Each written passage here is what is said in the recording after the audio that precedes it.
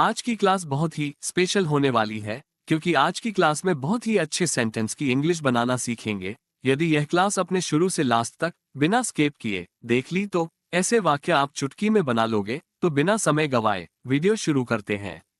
कोई मुझ पर नजर रख रहा है। तुम्हें पूनम पर नजर रखना है। वो मुझ पर नजर रखता है। वो राधा पर नजर रखता था।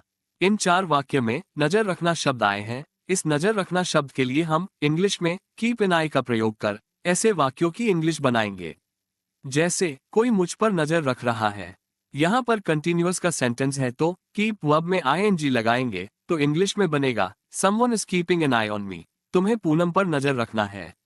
यहाँ पर नजर रखने का सेंस है नीड टू कीप का प्रयोग करेंगे तो इंग्लिश में बनेगा you need to keep an eye on Poonam. वो मुझ पर नजर रखता है।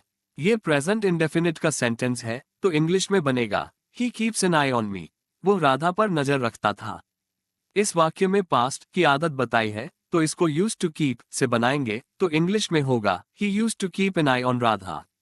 इस प्रकार से हम किसी पर नजर रखने की अर्थ में कीप एन आई का प्रयोग कर और भी ऐसे वाक्यों की इंग्लिश बना सकते हैं। तो देखते नेक्स्ट। वो मुझे इशारा कर रहा है। तुमने मुझे इशारा क्यों किया? वो रोज मुझे इशारा करती है।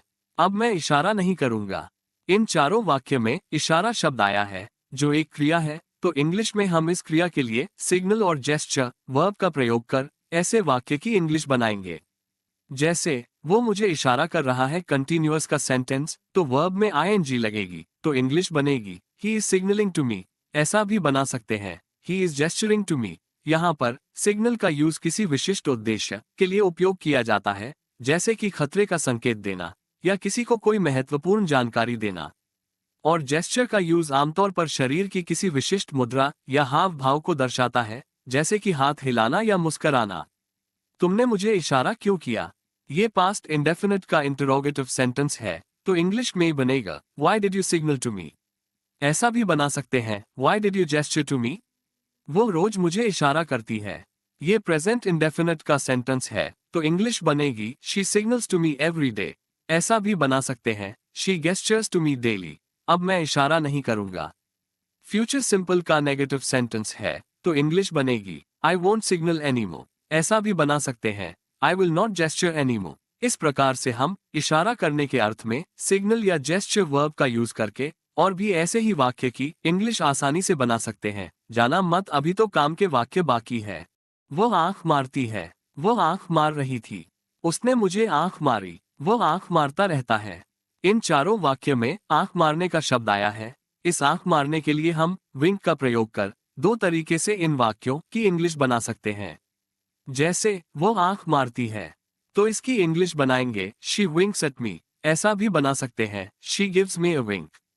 शी विंक्स एट मी में वर्ब के रूप में विंक को यूज किया है और शी गिव्स मी अ विंक में नाउन के रूप में विंक को यूज किया है। वो आंख मार रही थी तो इंग्लिश बनेगी she was winking at me. ऐसा भी बना सकते हैं she was giving me winks. उसने मुझे आंख मारी तो इंग्लिश बनेगी शी विंक्ड एट मी। ऐसा भी बना सकते हैं शी गेव मी अ विंक। वो आंख मारता रहता है। इसकी इंग्लिश बनेगी he keeps winking at me. ऐसा भी बना सकते he keeps giving me a विंक। इस प्रकार से हमने आंख मारने के अर्थ में विंक वर्ड को वर्ब और नाउन में यूज करके ऐसे वाक्यों की इंग्लिश बनाए और भी हम ऐसे ही वाक्यों की इंग्लिश बना सकते हैं। दूसरे वीडियो पर मत जाना, अभी तो वाक्य और अच्छे वाक्य आने वाले हैं। तो देखते नेक्स्ट। वो पलक झपका रही है। मोहन ने अभी पलक झपकाई। कल वो पलक झपका रहा था। बच्चा पलक झपकाता रहता है।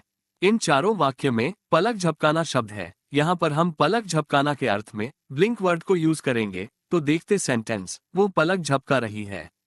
कंटिन्यूअस टेंस का सेंटेंस तो इंग्लिश बनेगी शी इज ब्लिंकिंग। मोहन ने अभी पलक झपकाए। पास्ट इंडेफिनिट टेंस का सेंटेंस तो इंग्लिश बनेगी मोहन जस्ट ब्लिंक्ड। कल वो पलक झपका रहा था। कंटिन्यूअस टेंस का सेंटेंस तो इंग्लिश बनेगी ही वॉज ब्लिंकिंग येस्टरडे। बच्चा पलक झपकाता रहता है। यहाँ पर झपकाता रहता का सेंस है तो कीप से इस वाक्य की इंग्लिश बनाएंगे। इंग्लिश में होगा द बेबी कीप्स ब्लिंकिंग। इस प्रकार से हम पलक झपकाना के अर्थ में ब्लिंक शब्द का यूज करके ऐसे ही और वाक्य की इंग्लिश बना सकते हैं। यदि यह क्लास आपको अच्छी लगी है तो प्लीज कमेंट करके बताएं। Please support me.